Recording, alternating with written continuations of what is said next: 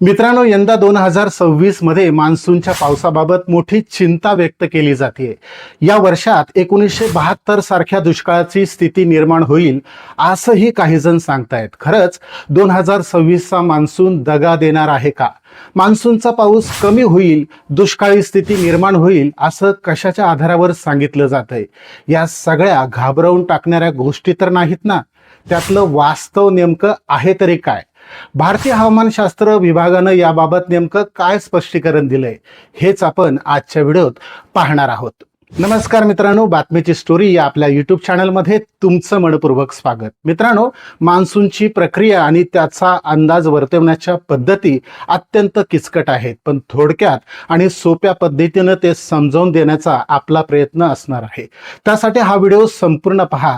असेच माहितीपूर्ण व्हिडिओ पाहण्यासाठी आपल्या चॅनलला सबस्क्राईब करा. हा व्हिडिओ आवडल्यास लाईक नक्की करा. मित्रांनो, आपल्यापासून 15,000 किलोमीटरपेक्षा जास्त अंतरावर असलेल्या प्रशांत महासागरात यंदा मान्सूनच्या काळात एल निनो ही स्थिती सक्रिय होण्याचा अंदाज असल्यानंच मान्सूनचा पाऊस कमी होईल असं सांगितलं जातंय.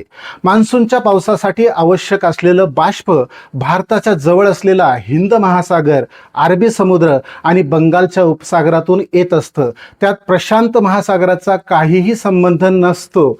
मग या महासागराचा आपल्या मान्सूनवर परिणाम कसा होऊ शकतो असा प्रश्न पडणं साहजिकच आहे. त्यासाठी पहिल्यांदा एल निनो स्थिती समजावून घेऊ. प्रशांत महासागराच्या पृष्ठभागाचं तापमान सरासरीपेक्षा कमी झालं की त्याला ला निना स्थिती म्हणतात, आणि त्याच्या उलट हे तापमान वाढलं की एल निनो स्थिती सक्रिय झाल्याचं म्हटलं जातं. भारतीय हवामानशास्त्र विभागानं दिलेला हा आलेख पाहिला तर निळ्या रंगातल्या स्तंभात ला निना आणि लाल रंगाच्या स्तंभामध्ये एल निनोच्या प्रभावाची शक्यता दर्शवली आहे. त्यानुसार एप्रिल पासून जून, जुलै, ऑगस्ट पर्यंत म्हणजे मान्सूनच्या काळातच एल निनो वाढत जाण्याची शक्यता दिसून येते. याच गोष्टीमुळे मान्सूनमध्ये यंदा पाऊस कमी होईल अशी शक्यता मांडली जाते. पण तरीही फारशी चिंता का करायची नाही हे आपण 3 मुद्द्यांनुसार पाहणार आहोत. पण मित्रांनो, एल निनो मान्सूनवर कसा परिणाम करू शकतो हे त्यापूर्वी जाणून घेऊ. 2025च्या मान्सूनमध्ये ला निना सक्रिय होता. त्यातून सरासरीपेक्षा जास्त पाऊस झाला. काही भागात ओल्या दुष्काळाची स्थितीही निर्माण झाली. आता हवामानाची स्थिती त्या उलट होण्याची शक्यता असल्यानं पाऊस कमी होईल असं सांगितलं जातंय. ढोबळपणे एक समजून घ्या. वारे जास्त दाबाकडून कमी दाबाकडे वाहतात, हे तुम्हाला माहीतच असेल. जमिनीचं तापमान समुद्राच्या पृष्ठभागापेक्षा जास्त राहिल्यानं जमिनीवर कमी दाबाचे पट्टे तयार होतात. त्यातूनच मान्सूनमध्ये समुद्रातलं बाष्प वाहून जमिनीवर येतं आणि पाऊस पडतो. आपल्याकडच्या मान्सूनमध्ये नैऋत्य दिशेने हे वारे वाहत असतात. त्यातूनच आपल्याला मान्सूनच्या पावसाचं वरदान मिळतं. मग त्याच्यात 15,000 किलोमीटरपेक्षा जास्त अंतरावर असलेल्या प्रशांत महासागरातला एल निनो कसा अडथळा करतो हे पहा. थोडक्यात सांगायचं झाल्यास, प्रशांत महासागराचं तापमान वाढलं की तिथं कमी दाबाची क्षेत्र तयार होतात, म्हणजे एक चुंबकच तिथं तयार होतं. त्यामुळं नैऋत्य मोसमी वाऱ्यामध्ये अडथळा तर येतोच, पण हिंद महासागरात आपल्या मान्सूनसाठी उपयुक्त असलेलं बाष्पही हे चुंबक खेचून घेऊ शकतं. याच सगळ्या घडामोडीत एल निनो सक्रिय असताना घडू शकतात. त्यामुळं आपल्याकडं पावसाचं प्रमाण कमी होतं. त्यातूनच 2026च्या मान्सूनबाबत चिंता व्यक्त केली जाते. ही चिंता रास्त असली तरी खूप घाबरून जाण्याची सध्या तरी स्थिती नाही. त्याचं कारण आता 3 मुद्द्यांमध्ये आपण जाणून घेऊ. त्यातला मुद्दा क्रमांक 1, गेल्या 25 वर्षातल्या पावसाचा इतिहास पाहिला तर त्यातल्या 10 वर्षातच पाऊस सरासरीपेक्षा जास्त झालाय. 15 वर्ष पाऊस सरासरीपेक्षा कमी आहे.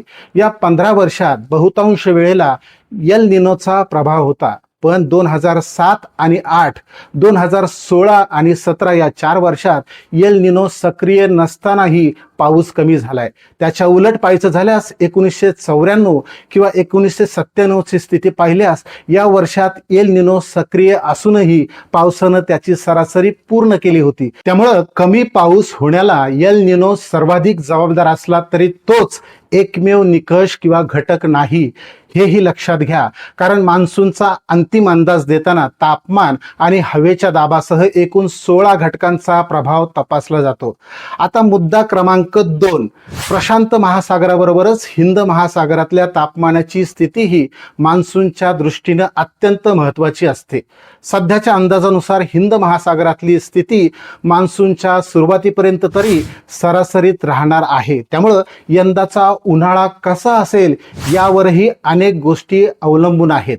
आणि सगळ्यात महत्त्वाचा तिसरा मुद्दा म्हणजे भारतीय हवामानशास्त्र विभागानं दिलेल्या अंदाजाच्या आलेखात मान्सूनच्या काळात प्रशांत महासागरात लाल रंगाच्या स्तंभात एल निनोच्या शक्यतेबरोबरच प्रशांत महासागराच्या तापमानाची स्थिती सरासरीत राहण्याची शक्यताही ग्रे रंगाच्या स्तंभात मांडण्यात आली आहे. त्यामुळं एल निनो सक्रिय होण्याची शक्यता असली तरी मान्सूनच्या काळात त्याचा प्रभाव किती प्रमाणावर असेल, त्यातून मान्सूनच्या पावसावर किती प्रमाणात परिणाम होईल हे हवामानाच्या लहरीपणामुळे कुणीही आत्ताच ठामपणे सांगू शकणार नाही.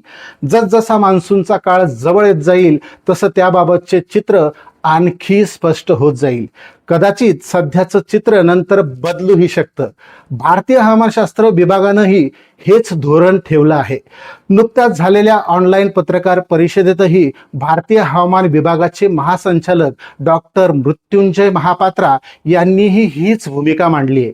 पण पाऊस कमी झालाच तर भीषण स्थिती निर्माण होऊ नये यासाठी आपल्या जलाशयांमध्ये सध्या आहे त्या पाण्याचं योग्य नियोजन शासकीय आणि वैयक्तिक पातळीवर आत्तापासूनच सुरू करायला हवं.